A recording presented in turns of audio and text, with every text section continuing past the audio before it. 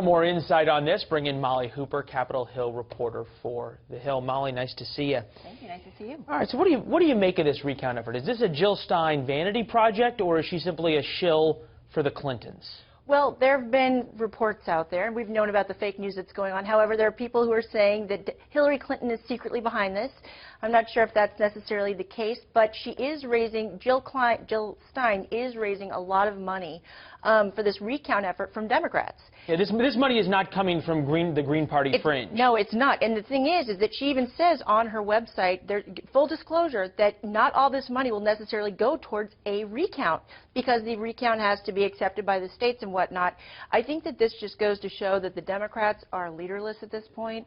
You look at what's going on right now in Louisiana. There is a Senate race that they could be sending their money to the Democratic, candidate in that race, but instead they're giving money to a recount effort in which Jill Stein came out on Twitter and basically lambasted Hillary Clinton for getting involved with. Is there a risk to the Democrats here that at a time when clearly the country has said, at least in one way or another, we're rejecting the stronger together message from before, the Democrats are clearly in disarray, and now they go down this recount route. If they fail, which every expert seems to think that they will, because you'd have to get a recount and overturn the results in Wisconsin, in Pennsylvania, and in Michigan together, there's going to be a pretty loud thud when this thing hits the ground.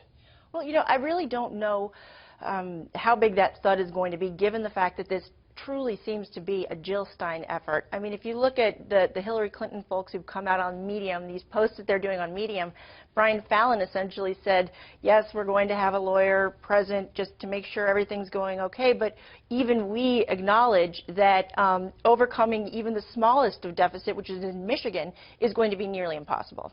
Well, but they're still showing up. But they are still showing up. They're still showing up. Meantime, we have the Trumps moving headlong into this transition, which for reporters covering it is unlike anything we've ever seen. It used to be that when you covered a transition, you had to hear the whisper campaigns, and maybe you got a little snippet from some source who was on the outside, and all the people who are possible candidates for each job are going, I will serve the president-elect no matter how. And then from the insiders, we get something like this from Kellyanne Conway.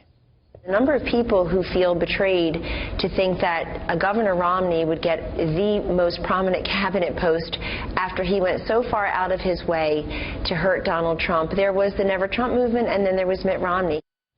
And this isn't isolated. We had Newt Gingrich on this morning also talking about Mitt Romney really pulling out the knives. This is not hidden. This is stab you not in the back, but right in the front. Well, it definitely is unusual, and that's one thing that we can learn from the Trump campaign is that there's no such thing as normal these days in politics, especially politics that are successful. If you look at Donald Trump. That said, Kellyanne Conway has a loyalty, I would think, to Newt Azoff. She was involved in his campaign in 2012. There are a lot of people upset within the Republican Party. Those people who feel like they stepped away from Donald Trump. You do have the loyalists who stuck out their necks to support him in the race, and those who did not and did the opposite, like a Mitt Romney. However, Mike Pence is also key in this transition team, and Mike Pence behind the scenes would like probably a Mitt Romney more so than a Rudy Giuliani, because keep in mind, this individual has to get through the Senate.